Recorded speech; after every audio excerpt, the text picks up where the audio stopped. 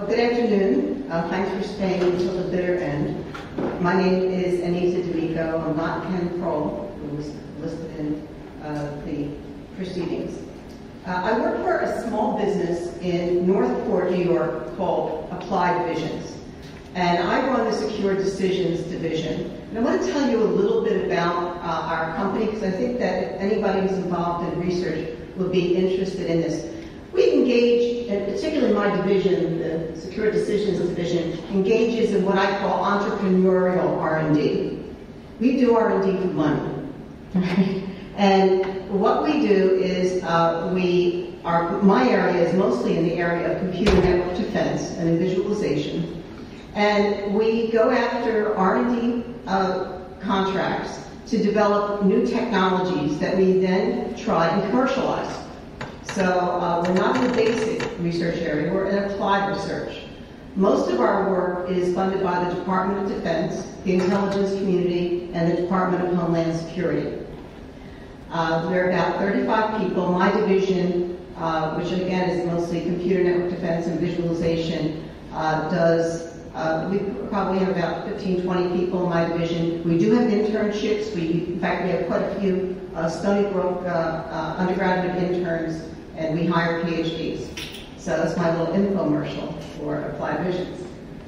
I will say, some of you will be disappointed that we can only hire U.S. citizens because of the nature of our funding.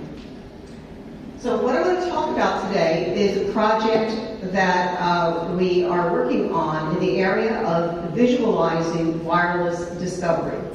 And this is about when you have a lot of wireless security and you're finding rogue devices. There's a lot of information that has to be processed, and what we do is we visualize it so that people can make decisions. This work was funded by DARPA and also by the Air Force.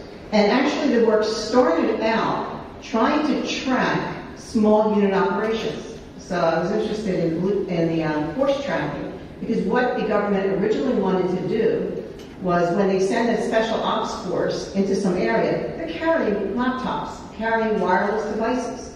And what they wanted to do is to, like, if somebody is, can you hear me if I step away from the mic? Yep. Yeah, I'm pretty loud.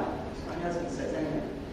So, what they wanted to be able to do, the idea, in fact it was an idea that I kind of conceived, was that if you have a special ops force that goes in, and then one of the wireless devices goes off the network, and now it comes back on, has it been commandeered?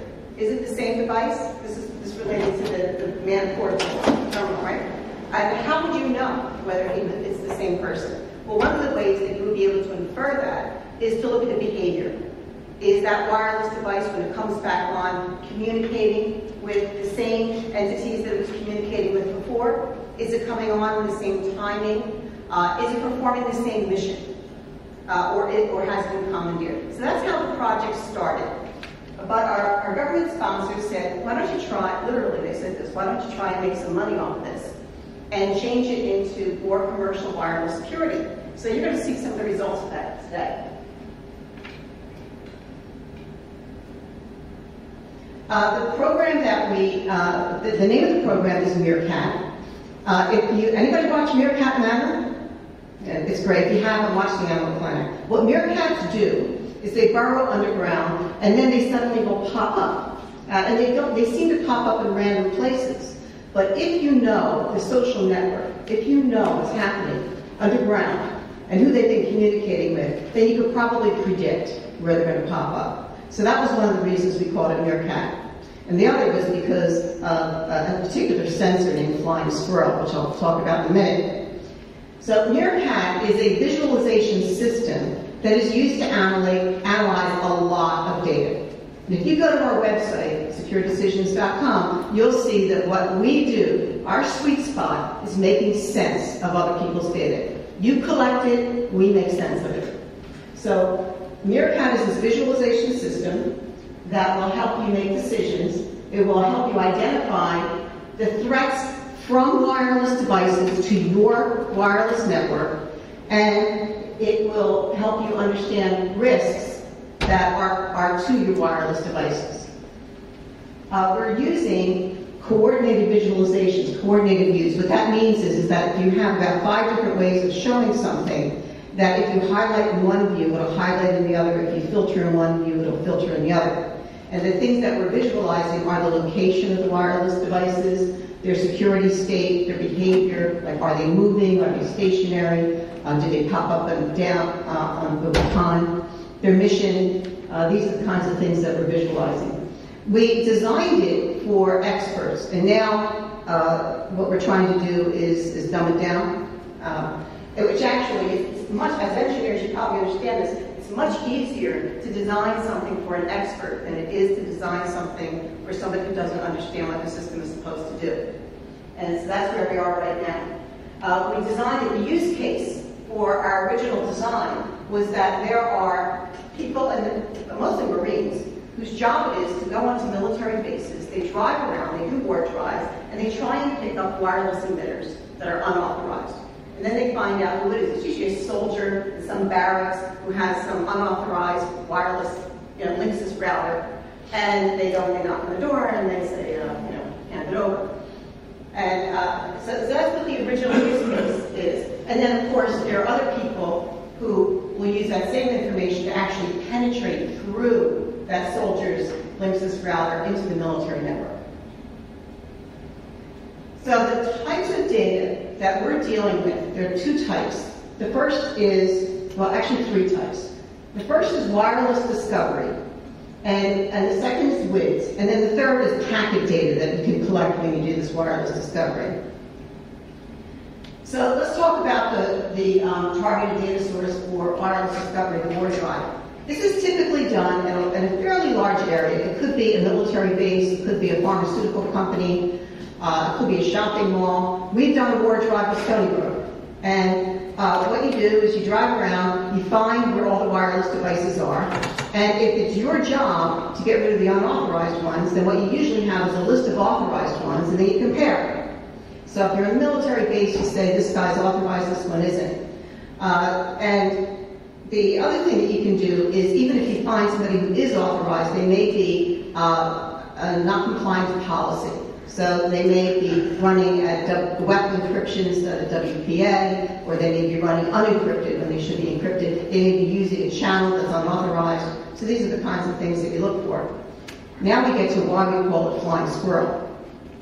Because DoD has their own sensor called flying squirrel. And it's like Kismet, it's like NetStumbler, except that they put a little more into it. And that's what they use to do war drives on military bases. So we wanted to have our system used by flying squirrel, so we called it Meerkat. It worked. They're going to use it.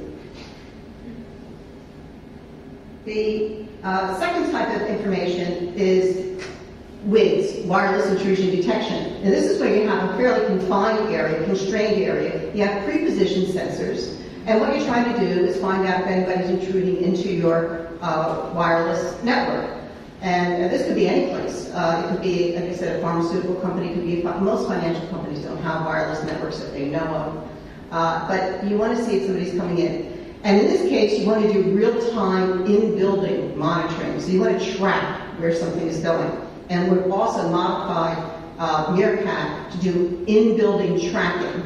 We take the sensor feeds from a variety of antennas, we pump it into Meerkat, and now you can see somebody walking down the hall with their laptop. That was funded by the Air Force.